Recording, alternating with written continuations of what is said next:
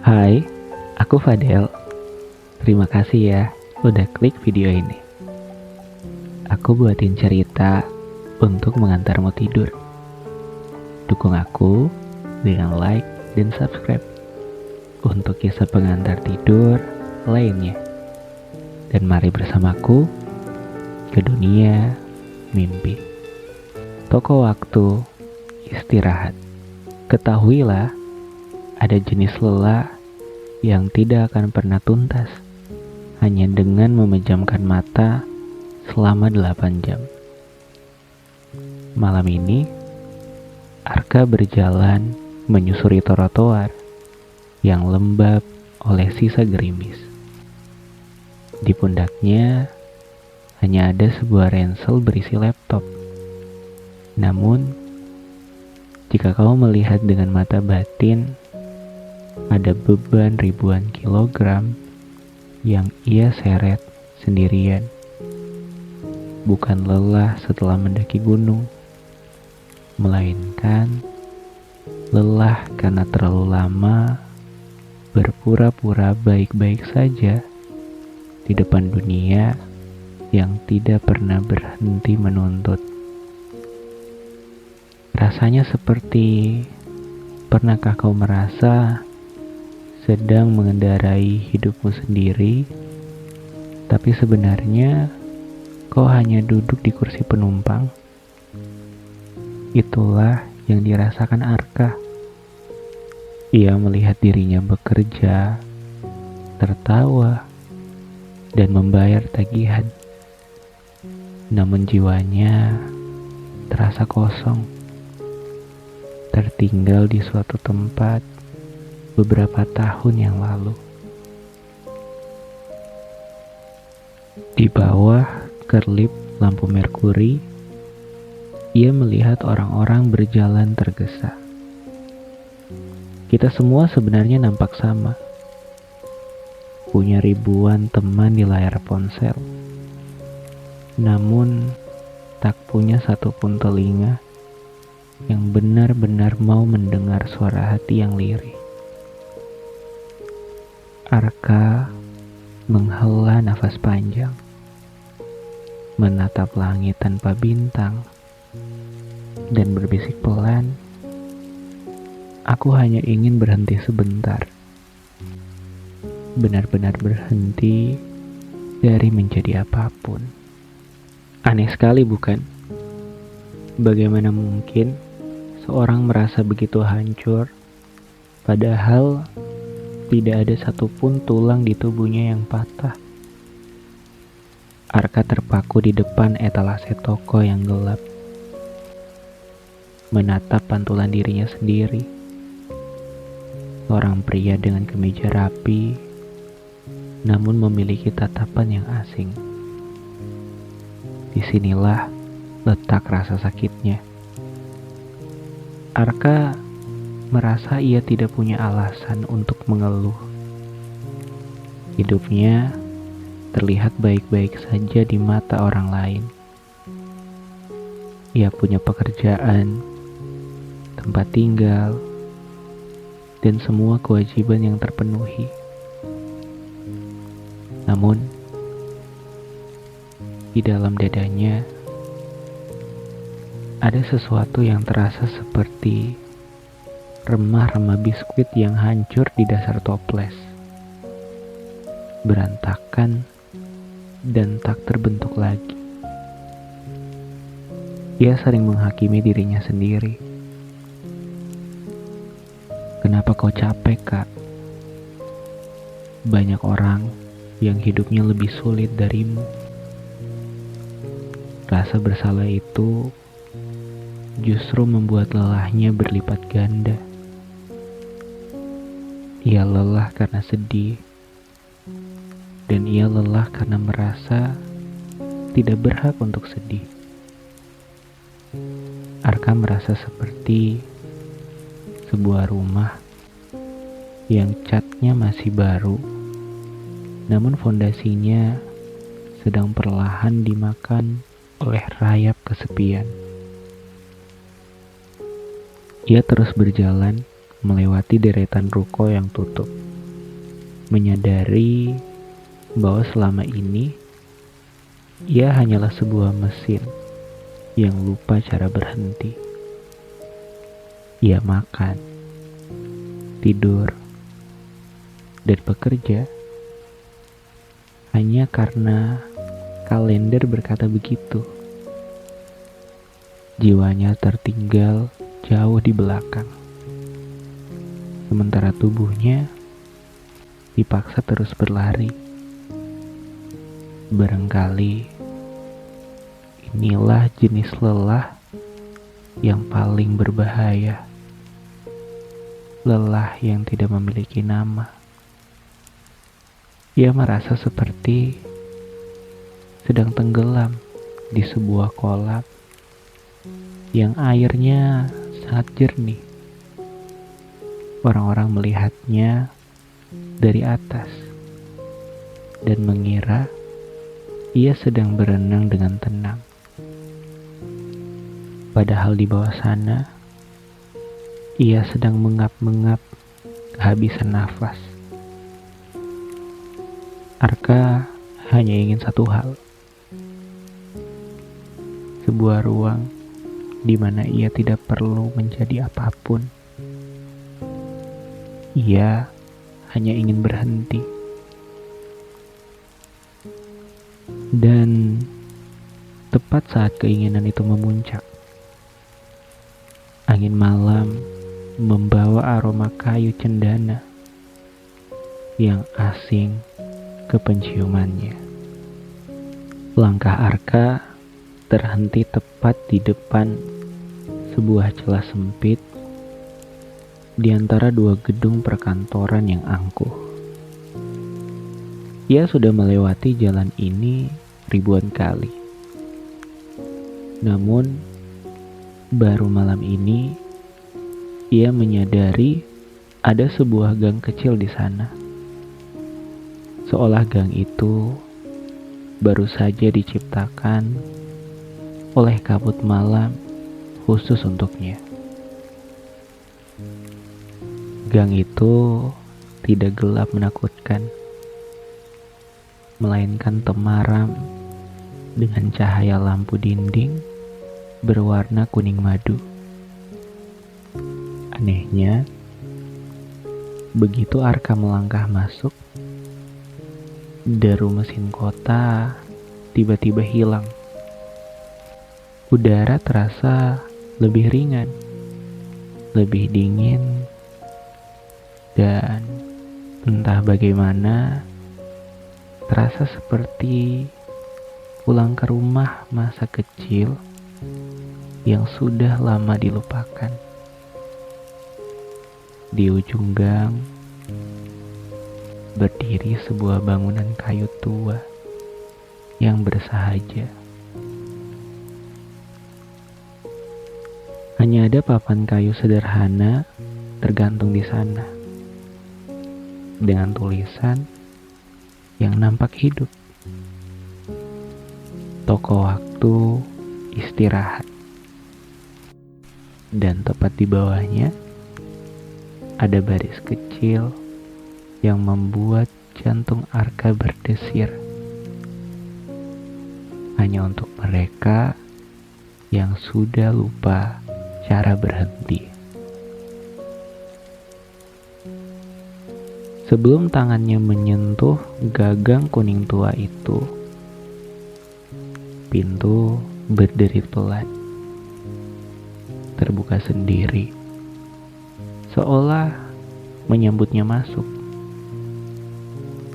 Saat melintasi ambang pintu, Arka disambut oleh suara detak jam yang sangat pelan, seakan mengikuti ritme detak jantung yang tenang.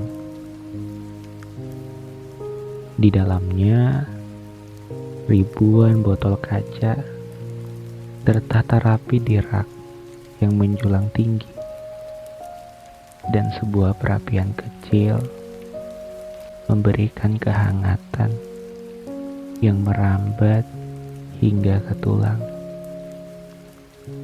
Di sana, Arka menyadari sesuatu yang mustahil. Jam tangan di pergelangannya berhenti berdetak. Bukan karena rusak, tapi karena di dalam ruangan ini, waktu seolah tidak berani lancang untuk terus berjalan. Di sini, waktu bukan lagi musuh yang harus dikejar, melainkan tamu yang dipersilahkan duduk.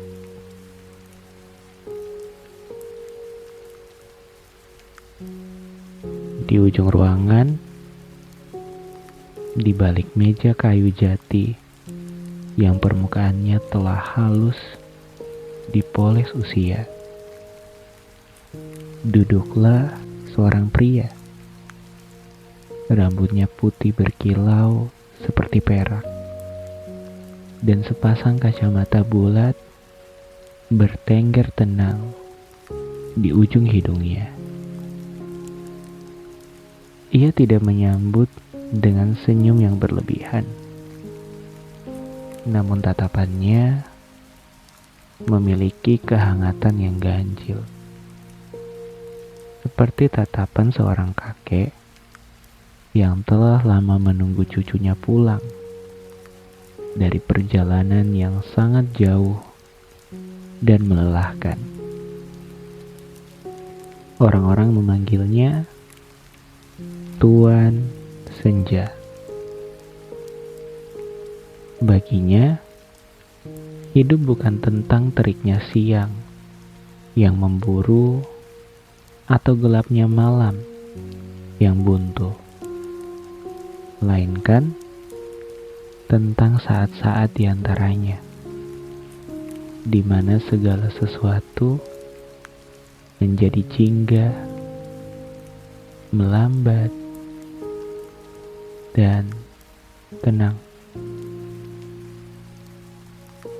Kau datang juga akhirnya, Arka, ucapnya. Suara berat dan stabil, seolah berasal dari dasar bumi yang paling dalam. Arka mendekat dengan langkah ragu. Bagaimana Anda tahu saya akan datang?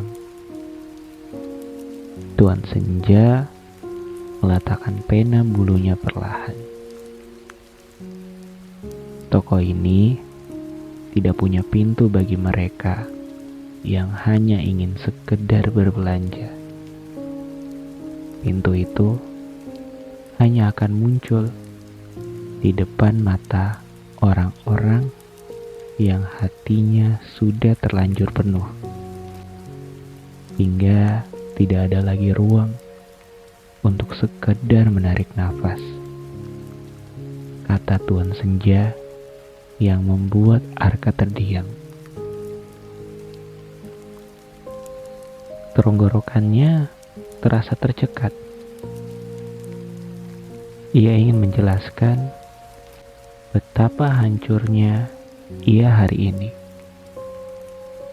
Tapi kata-kata itu seolah tersangkut di pangkal lidah. Tuan Senja berdiri. Jemarinya menyentuh permukaan meja yang dingin.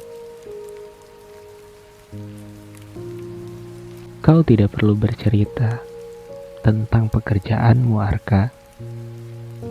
Tidak perlu juga mengeluh tentang semua orang yang menuntut waktumu.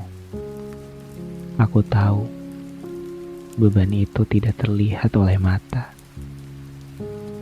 tapi aku bisa melihatnya menggantung berat di pundakmu, kata Tuan Senja sembari berjalan mendekati salah satu rak, lalu menoleh sedikit. Banyak orang mengira bahwa obat dari lelah adalah tidur, maka mereka tidur berjam-jam. Namun saat bangun, mereka tetap merasa hancur. Kau tahu kenapa? Karena jiwa mereka masih terus berlari meski tubuh mereka sedang berbaring.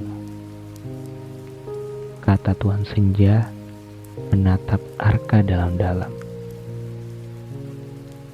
Sebuah tatapan yang seolah memvalidasi seluruh rasa sakit yang Arka pendam. Ketahuilah nak, tidak semua yang lelah butuh tidur. Beberapa hanya perlu berhenti sebentar. Berhenti dari menjadi apa yang dunia inginkan. Dan mulai berani menjadi dirimu sendiri yang apa adanya. Kalimat itu sederhana. Namun bagi Arka, rasanya seperti ada bendungan yang pecah di hatinya. Di toko ini, untuk pertama kalinya, Arka merasa tidak perlu berpura-pura tegak. Tuan Senja membawa Arka berjalan lebih dalam, menyusuri rak-rak kayu tinggi yang seolah tidak memiliki ujung. Di sana berjajar ribuan botol kaca dengan berbagai bentuk.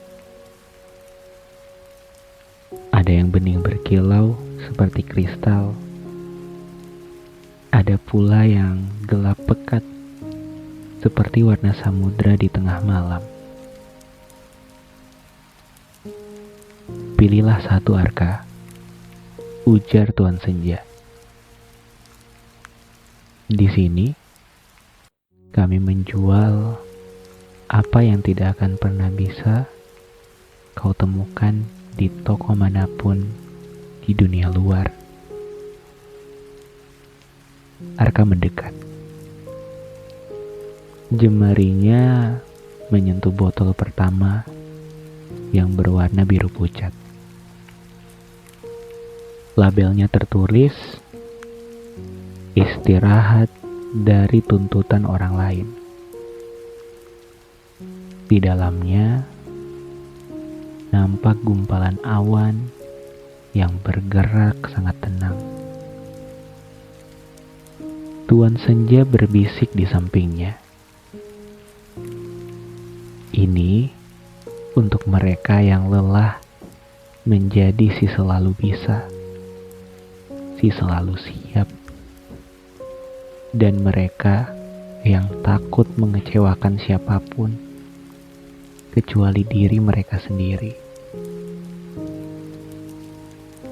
Jari Arka beralih ke botol kedua, berwarna emas redup, berisi cairan kental seperti madu yang berkilau.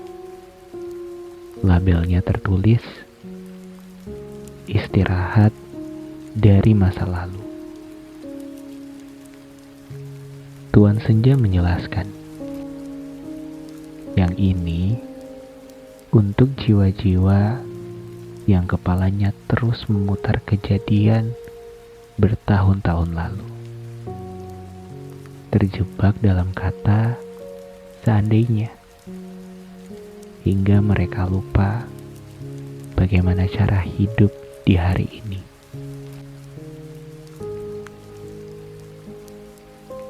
Lalu Arka berhenti lama di depan sebuah botol yang nampak paling berat, berwarna hijau tua pekat. Labelnya tertulis, istirahat dari rasa bersalah.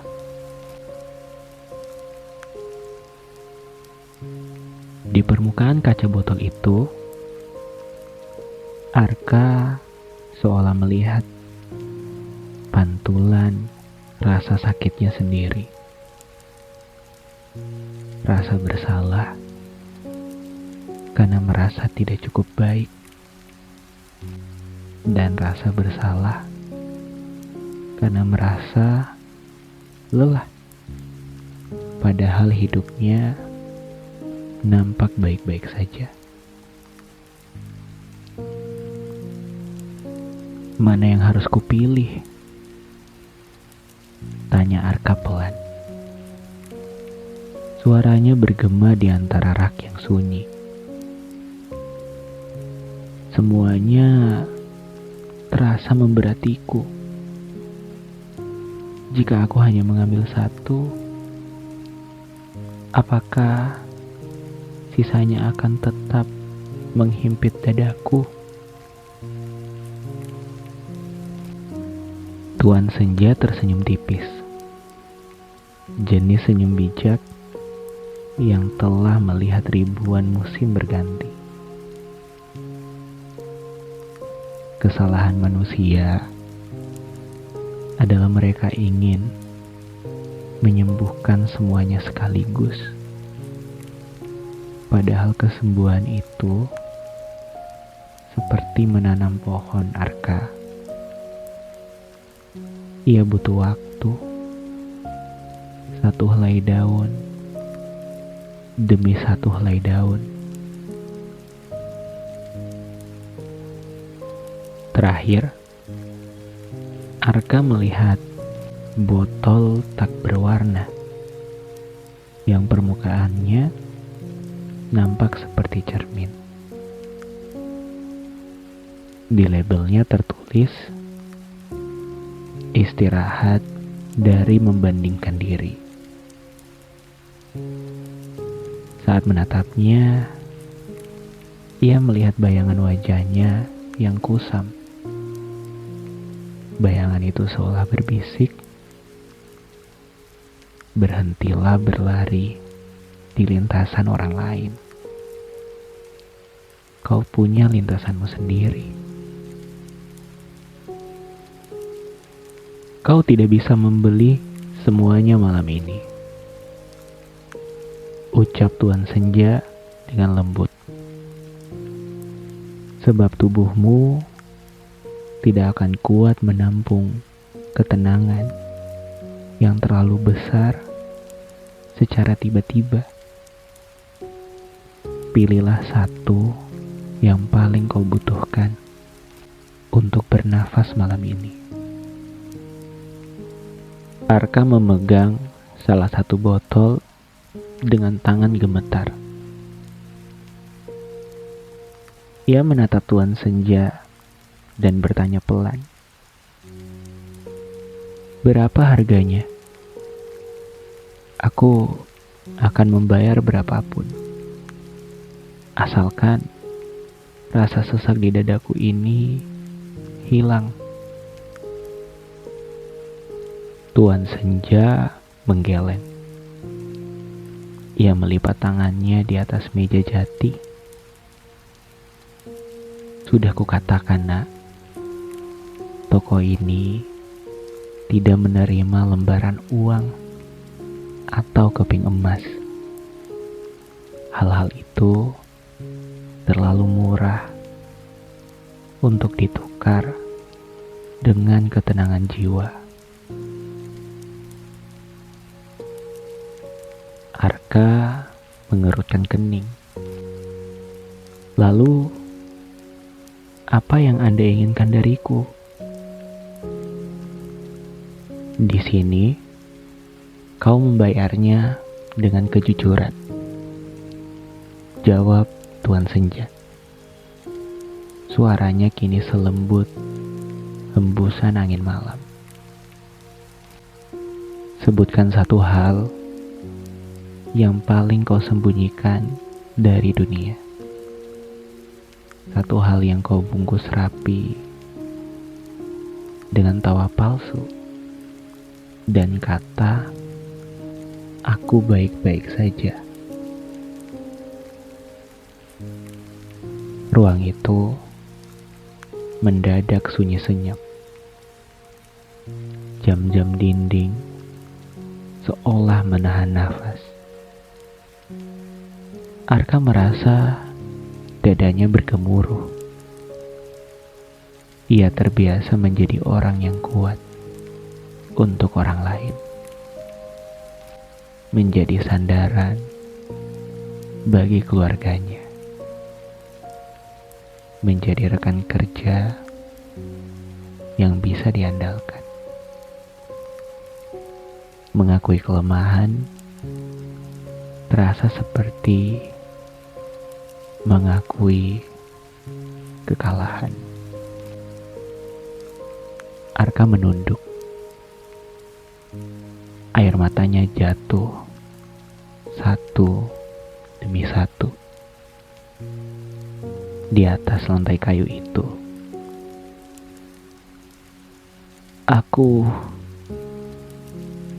Suaranya tercekat.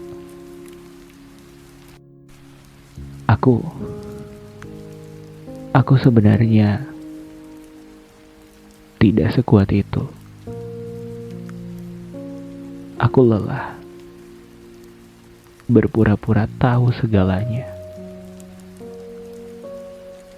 Aku takut. Aku sangat takut jika orang tahu bahwa sebenarnya aku tidak punya tujuan dan aku merasa tersesat setiap hari.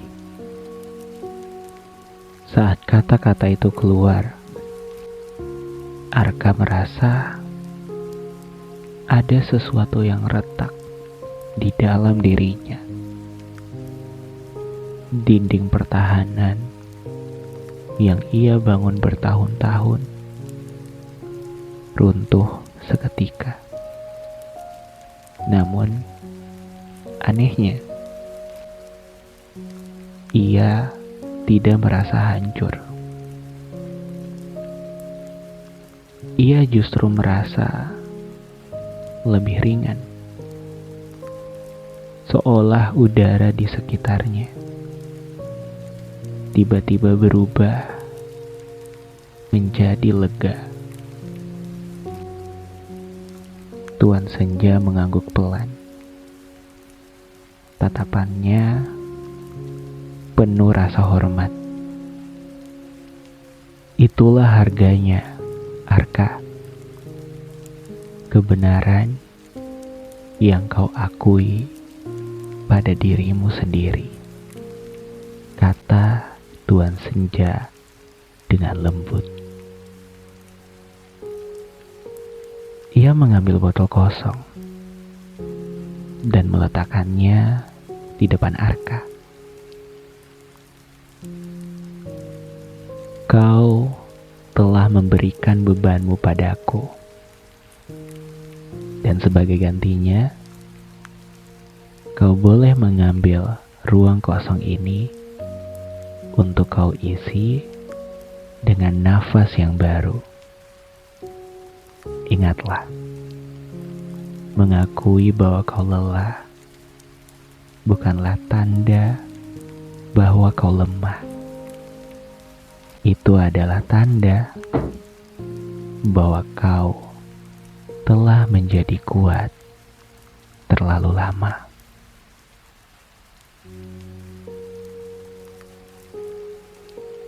Tuan Senja menarik sebuah kursi tua dengan bantalan beludru di pojok ruangan. Duduklah, Arka. Jangan lakukan apapun. Jangan memikirkan apapun.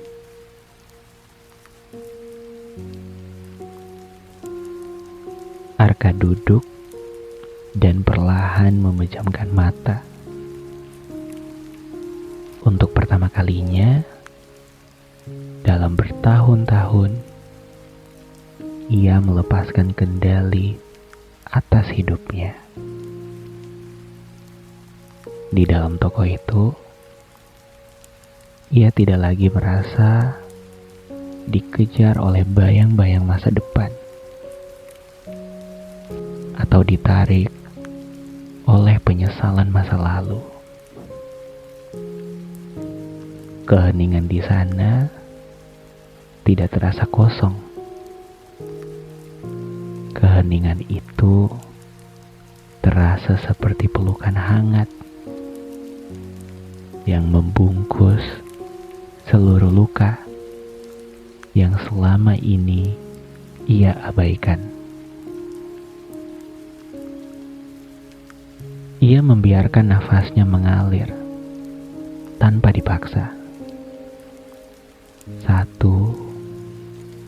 2, 3. Setiap hembusan nafas seolah membuang sisa-sisa racun dari hiruk pikuk kota. Di tempat ini tidak ada tuntutan untuk menjadi sempurna. Tidak ada kewajiban untuk menjadi hebat. Di sini, Arka hanyalah seorang manusia biasa yang sedang duduk di kursi kayu, dan bagi semesta, ia sudah lebih dari cukup. Ia akhirnya mengerti, istirahat sejati bukanlah tentang melupakan masalah, tapi tentang menemukan kedamaian di tengah badai yang masih ada. Tuan Senja mendekat, lalu menyentuh pundak Arka dengan sangat lembut. Sentuhan itu terasa seperti sebuah restu, mengisyaratkan bahwa waktu kunjungannya di toko telah usai. Arka membuka matanya, merasa jiwanya baru saja dibasuh oleh air pegunungan yang jernih. Pergilah Arka, ucap Tuan Senja. Suaranya tenang, mengiringi langkah Arka menuju pintu. Tapi, ingatlah satu hal ini. Kau tak perlu bersusah payah mencari gang ini lagi hanya untuk sekadar beristirahat. Toko ini akan selalu ada di sana, di dalam dirimu. Setiap kali kau berani berkata cukup pada dunia.